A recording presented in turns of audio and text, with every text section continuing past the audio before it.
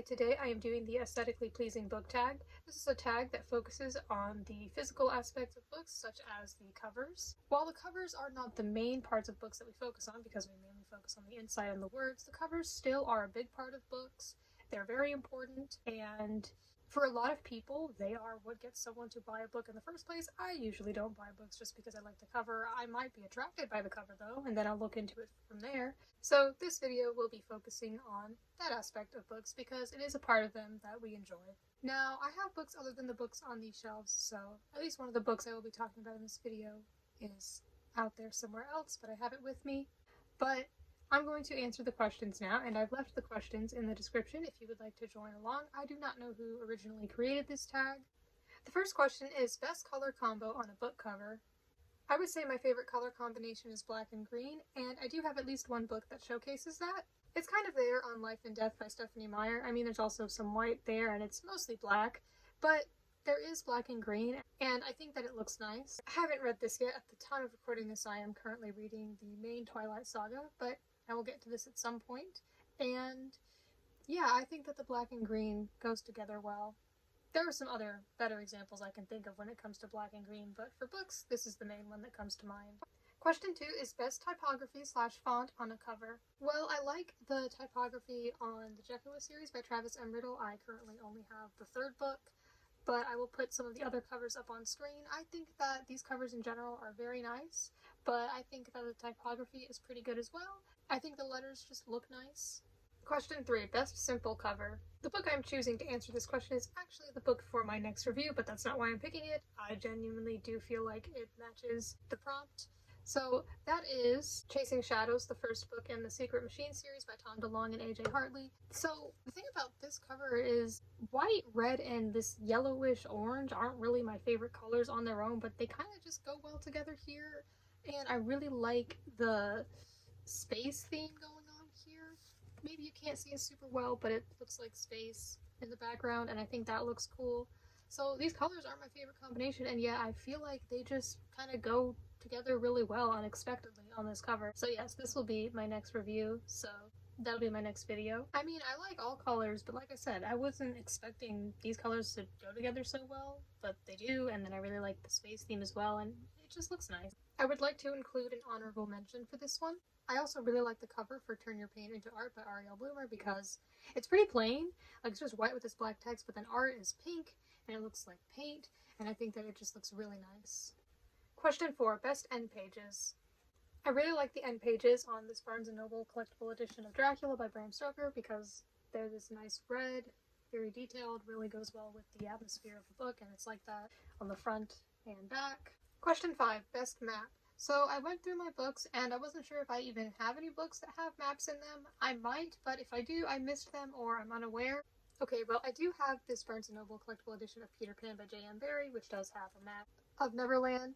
I remembered this one while filming, and I was like, I'm pretty sure this one does have a map. Yeah, it looks like the same thing on the back. However, I don't know if I have a lot of other books that have maps in them at the moment. Number 6, best naked hardback. I'm guessing this applies to hardcover books that do not have a dust jacket. I don't have a lot of hardcover books to begin with, and then some of them don't have dust jackets, but I do have an answer for this one. So this is nothing extraordinary, but I do like the naked hardback of One Last Shot by John David Anderson because it is this pretty light green color. There's nothing on there really. There's the spine, but I do think that this green color is nice. Question 7, best back cover. So I went through my books on my bookshelf and the other books I have out there in the cabinet, and I looked through them all and observed them and tried to find books to answer these questions. I did not want to use the same book more than once, but some of these covers are just really good in a lot of ways. So for this one, I'm going to be mentioning 2 books that I've already mentioned, but for different reasons at least. I am pulling out One Last Shot again because I think this cover is just great in many ways. I like the back cover because this book is about mini golf, and there's the back of the mini golf course, and I think it looks really nice. And I also want to mention Dracula again because it also has a very nice back cover. Question 8, best chapter headers. For this one, I am going to be picking Cold Bath Street by A.J. Hartley, which is another book I read recently, and it will be one of my next reviews. This one has some black and white headers for each chapter, but there are different images for each chapter, so I'll show you some of them. Like for this one, there's a tree. This one has a nice candle. So just some objects that are relevant to the story. This book is very atmospheric with the illustrations, and I will get more into that when I make my review of it, but I think that those chapter headers just add on even more to that. Question 9. Best illustrations. For this one, I am picking yet another Barnes & Noble collectible edition. These editions just have very nice covers, and this has some nice illustrations throughout. There are these full-color illustrations. Well, there are some full-color illustrations and some that look more simple, like these. I actually have not read this whole thing. I tried reading it a few years ago and never finished it, and I'd like to try reading it again starting from the beginning. I haven't done that yet, but I plan on it. So I actually have not seen all the illustrations, but I did know that it had at least some nice color illustrations in here, so that's what I picked to answer this one. Question 10. Best spine. For this one, I'm going to be mentioning another book for the third time. Maybe I should do this tag again in the future when I'll have some more variety to my answers, but like I said, some of these covers just have so many nice things to them.